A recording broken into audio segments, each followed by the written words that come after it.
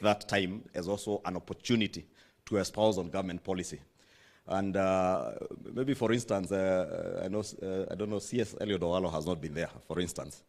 If you get an opportunity to answer to a question, take that opportunity to also challenge us as members of parliament to also be a bit quick in pushing through government agenda, especially something like the ICT hubs. It's a perfect opportunity to come and speak to members of parliament and to the country, because you have almost a whole hour on TV free of charge. So it's a very good opportunity to also use that to espouse on government policy and push our agenda and market our agenda to the people of Kenya.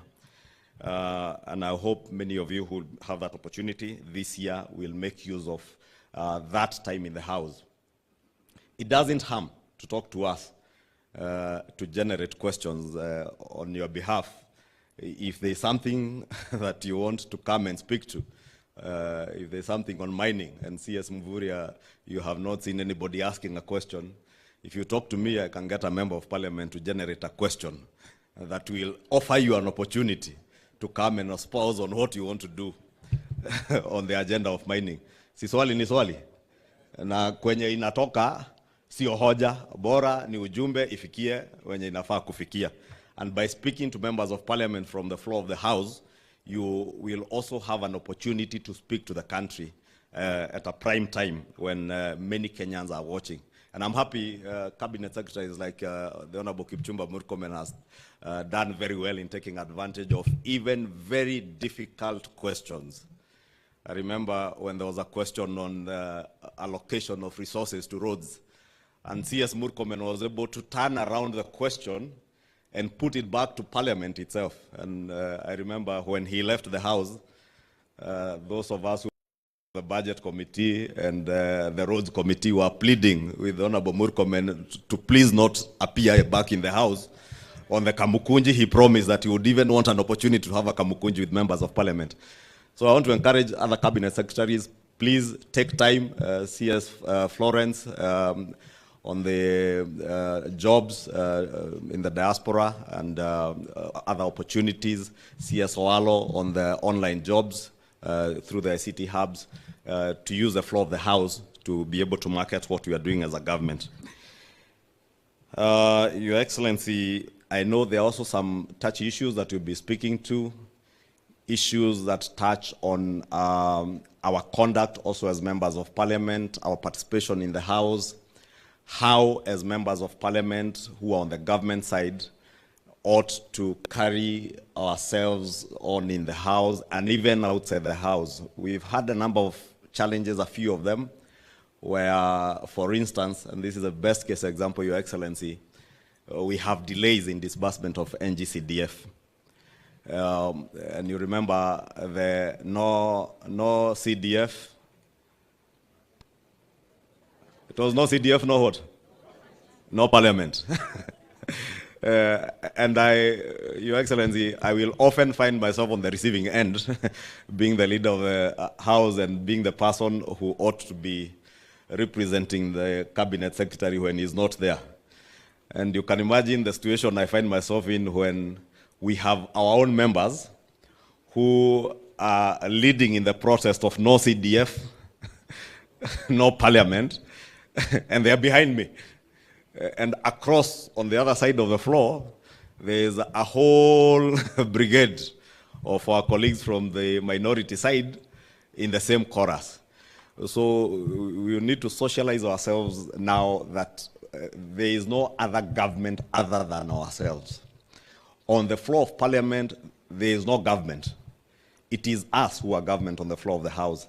And therefore, even when there's an agenda that is not pro-government per se, or where we think government in a way has slackened, possibly, and I gave the case example of NG-CDF because it also touches on me. And you see the way I also struggle when I'm speaking to say I don't speak for any cabinet secretary, including Professor Ndungu. I speak as a representative of the people of Kikuyu today on NG-CDF. But we do so with caution so that we also do not in any way incite the House not carry on with business. Case example, members are signing signatures to impeach a cabinet secretary on account of non-disbursement of NG-CDF. And you find a member of Kenya Kwanza signing to impeach a cabinet secretary on non-disbursement of NG-CDF. And it is within our right. But I just want to say, Your Excellency and honorable members, it is in our right to oversight these cabinet secretaries, but also to appreciate that all the challenges that we face as a country and as a government, there are no other leaders that we are looking up to resolve those challenges. We must be part of the solution. And I know we have had challenges with exchequer releases. We have really harassed CS Ndungu and PS Kipto on NG-CDF. But I just pleading for some understanding.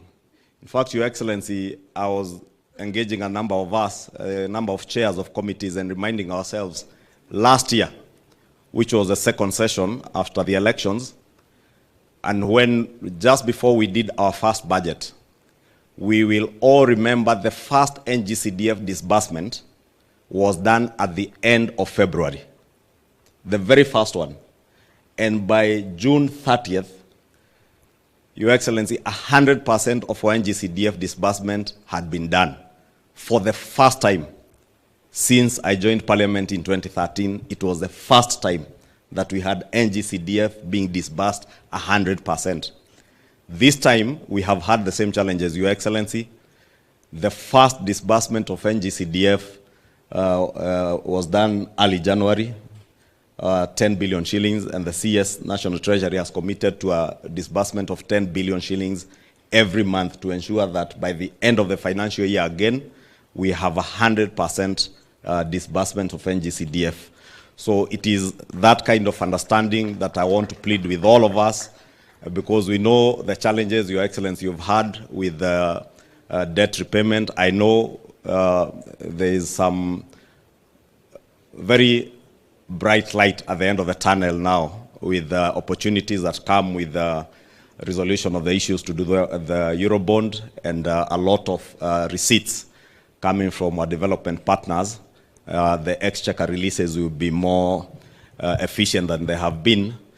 And these challenges, Your Excellency, are not just in Parliament, and that's why I thought it was fair that I raise this matter here, because I know these members of Parliament also have a lot of pressure, including myself, from our constituents, when NG-CDF disbursements are late and children are waiting for bursaries.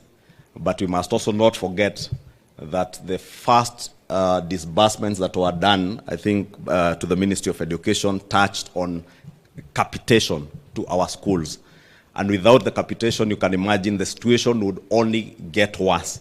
And therefore, it's more important, even as we fight for our disbursements for NG-CDF, to also be cognizant of all the other competing challenges. And I say this because I have been chair of the Budget and Appropriations Committee in the last Parliament.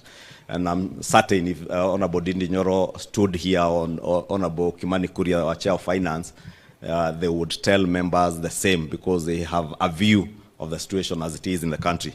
Your Excellency, with those very many remarks, allow me to now invite our leader of majority in the Senate to give his brief remarks, then invite our Deputy President for his opening remarks. Thank you, and God bless you, and wish you all a good engagement throughout the day. And for the Cabinet, who will be here for another 2 days, all the best in your engagements. Thank you.